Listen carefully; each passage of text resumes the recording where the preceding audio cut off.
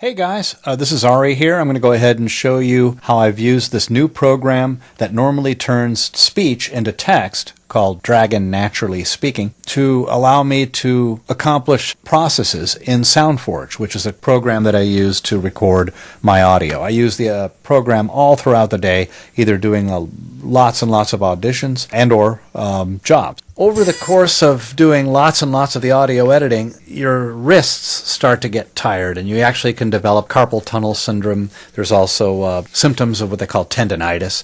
But I also have a right and left mouse, and they're ergonomic mice, which are basically sideways mice that allow your hands to remain in a more natural upright position as opposed to the way you normally handle a mouse. And if you're just using it occasionally, that's not a big deal. But if you're using it for hours and hours to do all kinds of clicks, it really adds up as far as the pain factor and the damage to nerves. So what this does is allow me to do many of the processes that I used to have to click, click, click for just by speaking a command. And I've set up the microphone. If you look on the upper left-hand corner of this Dragon NaturallySpeaking 11 Professional, and Professional is the only version, Professional and above, I don't know what else. I think they have medical, they have legal, and some other versions of those that also allow macro creation. Basically, a macro is any number of actions or pieces of text created by just one keystroke, or in this case, one voice action. In the upper left-hand corner, you'll see the little microphone there. I've set up a press to talk, but you have to go to basically set up a hotkey for it. And there's hotkeys for everything else here that came with it as a default, and you can change those. There's this thing called press to talk, and I've set it up where I use the up arrow to turn the microphone on. When I let go of it, it shuts off, so that continuing to speak, or certainly when you play back the audio from the program, it goes all wonky. I think that's the best word I can think of. So this allows me to do it by just pressing the button and then letting go. So I'm going to start recording. Start recording. Goes the red, and then it clicks the red button there, and we're recording. So testing 1, 2, 3, I'll do a short little commercial. I have to do that 20-page document. But anyway, you get the idea. You could just basically say, I really love Dragon NaturallySpeaking, and I really like popping down to the library and not using this because you can't speak in a library. You don't want to make too much noise. So it wouldn't really work well in a library, by the way. I don't know if I can go like this. Close. It worked. Wow, I've never done that before. That's basically a macro built in to the program. The first thing I'll do is do what I call a first step, which is raise the volume to almost double, 185% in this case. Then it'll apply what's called a noise gate, which anytime there's like a little tiny quiet thing here, like a very low volume rumble or something, it'll take those completely out and delete them, but leave everything else. Then I apply something called compression, which takes the low volumes, brings them up a little bit, takes the high, real loud stuff and brings it down a little bit, kind of squishes things and gives it a little bit of punch. I do what I call light compression. But I do it all with one command. First step, 185. So the first step's going to do is volume, and it'll go 185, and then the next step is the noise gate. So it'll go to effects, noise gate, and I have a good number 37, which is just a good number, and then for noise gate in this program. And then I did the compression, which I've set up. I have something I called first step compression, and so I set up the macro to go to that setting. So it just accomplished what I'd normally have to go click, click, click, but I took care of all of that right away. And let me show you a couple of the other macros I've created. So let's, I really love Dragon NaturallySpeaking, and I really like, this could be louder. I'm going to bring that up to 150. 150. That's 150%. And it'll bring it a little NaturallySpeaking. And, I really like popping down to the library. I did that on purpose so you could see. You can see how I could take out a pop of a P. Watch this. Pop, pop, pop. Pop out.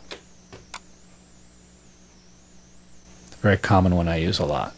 I really accentuated it, so I might have to be brought down again. Popping down to the library, and now I'm going to actually apply another thing I did, which is a fade. I'll do the steep fade on this one. I have another one called general fade in. I call this steep fade in. Steep fade in, which basically takes the left area, you can see the line there, and it actually gradually allows more and more of the volume to stay the same as it goes to the right, so thereby making it relatively level. But now that it's quieter, I'm going to bring the whole thing up. 142. So I could have done 150. You sometimes just go on intuition. You go, yeah, it's about right. And if you're close, it'll be fine. Really like popping down to the library and not using this because you can't speak in a library. You don't want to make too much noise. So that got real quiet there.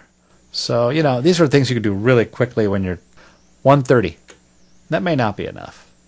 But it'll at least bring it up with the rest of it, and then I can go 130. Do it again. Or I could have said 125. I have a volume macro for almost every volume, and all the way from 100 to 200. 100 is the same thing. Any more than 100% is louder, and any less than 100% is quieter. Like, I want to bring this down. I use this one probably more than any other, 75. 75, which is 75% of the original volume. So you get the idea how that works. Okay, now I'm going to go ahead and show you creation of a macro. Let's do 169, just so you can see how it works. All right, so I'm going to go to Tools. I'm going to go to Add New Command, and I'm going to call this one 169. And I'm going to go ahead and train it with my voice, the way I say it, etc. You don't have to. It'll probably get it anyway, but this way it'll be more accurate. 169.